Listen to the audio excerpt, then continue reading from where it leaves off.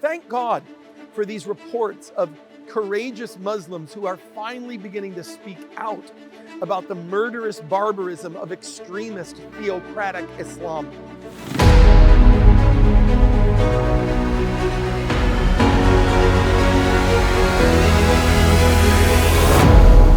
This is Bishop Robert Stearns coming to you live from the NRB, the National Religious Broadcasters Conference here in Dallas, Texas. This is this week's Israel Frontline update, looking with a microscope and a macroscope into situations surrounding Israel and the greater Middle East. Well, the attention of the world this week was focused on a precious family, the Bibas family, as coffins with the pictures and names of 9-month-old Kfir and 4-year-old Ariel and their mother, Shiri, which included the captured prisoners as though they were jailed for committing a crime. This precious family returned to Israel, the whole nation just engulfed in grief. Additionally, 83-year-old Oded Lifshitz's body was handed over by the Palestinians. He was also murdered while in captivity. Listen to this. Oded was a retired journalist. He was a staunch defender of Palestinian rights. He was a peace activist who spent his entire career reaching out and trying to build peace with the Palestinians. Meanwhile, horribly, tragically, brainwashed Palestinian children danced and sang on stage and congratulated the terrorists. This is what Israel faces, the brainwashing of the next generation as they continue to pour out hatred and transfer that into the lives of children. Now, some silver lining to this otherwise horrific cloud was that there were several Arab leaders who did speak out against this. The Grand Mufti of Saudi Arabia, Abdulaziz al-Sheikh, stated, "What we saw in Gaza today is a disgrace to Islam, an act of blasphemy against Allah, and a sin that does not represent the followers of the Prophet."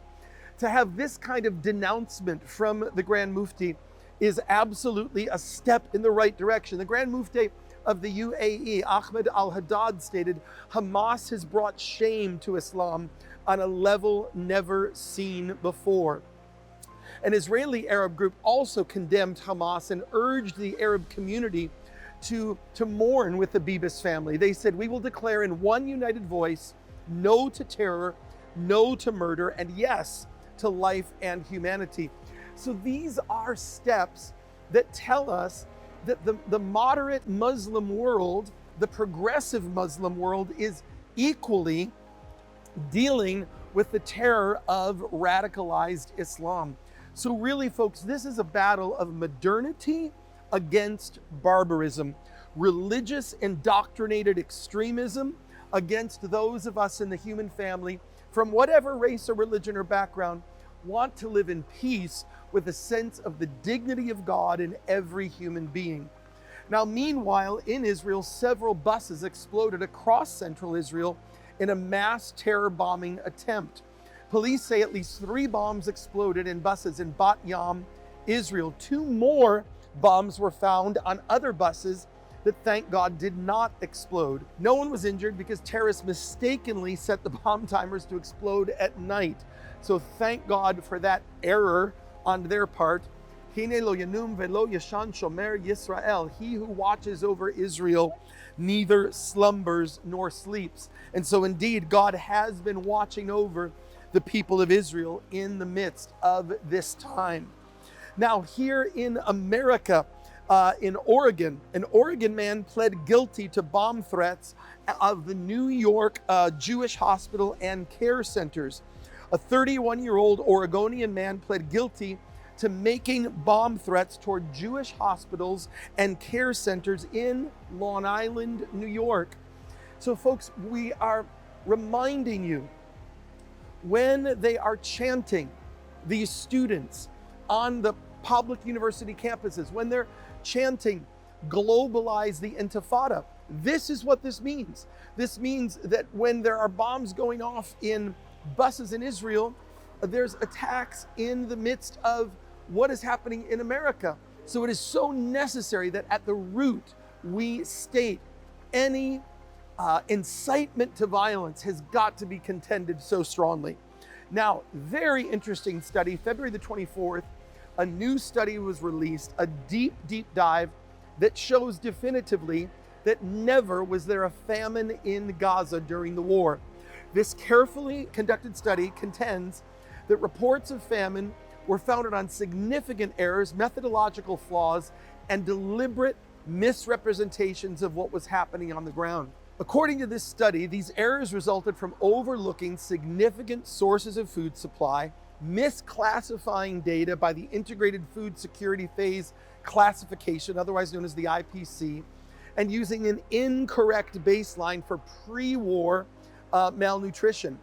In conclusion, the researchers stated there was no famine as defined by the IPC in the Gaza Strip since October 2023.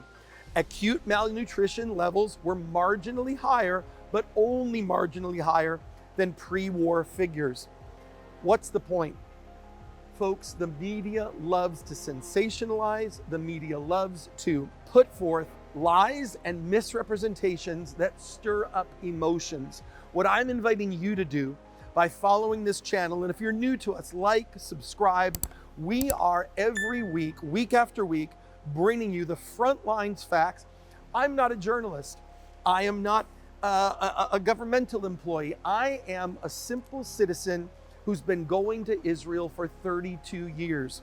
I've spent time in taxi cabs and cafes and gift shops and bookstores and spending time talking to people, Jews, Arabs, Christians, Muslim, Druze, on the ground. What's the reality of what's going on in Israel? Now, finally today, 1/5, 20% of the Israeli refugees have lost their jobs.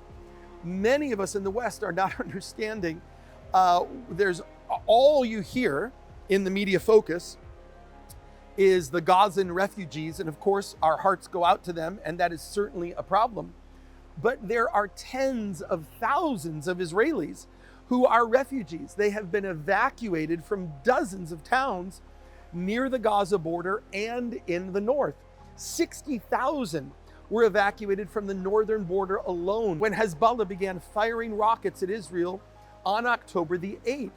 And so you have massive amounts of refugees in Israel from both the Gazan border in the south and the Lebanese border in the north.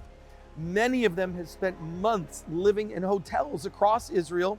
The state has had to turn hotels into refugee centers. I have been in the hotels and met dozens and dozens and dozens of these refugees who've lived in these hotels for months. Their children have not been able to go to school. The parents have not been able to work. Their entire families have been crammed into a hotel room for 6 months, 8 months, 10 months. The Israeli government has spent more than $2 billion on the evacuation of these Israeli families. And now the issue is their jobs have been decimated and they have to rebuild. When you help Eagle's Wings by joining our Abraham's Bread feeding centers, when you come alongside Eagle's Wings as a partner, you're making a very real difference in the life of these Israeli families. I want to invite you today, subscribe, hit the like button, hit the share button, go to eagleswings.org. If you have a heart for God's purposes, not only for the Jewish people, but for the entire Middle East, thank God for these reports of courageous Muslims who are finally beginning to speak out about the murderous barbarism of extremist theocratic Islam. If you want to make a difference today, if you want to just not sit on the couch and complain about the news, but if you want to join us in making a real difference in the Middle East, go to eagleswings.org and become a partner today. I will see you right here next week for the Israel Frontline update.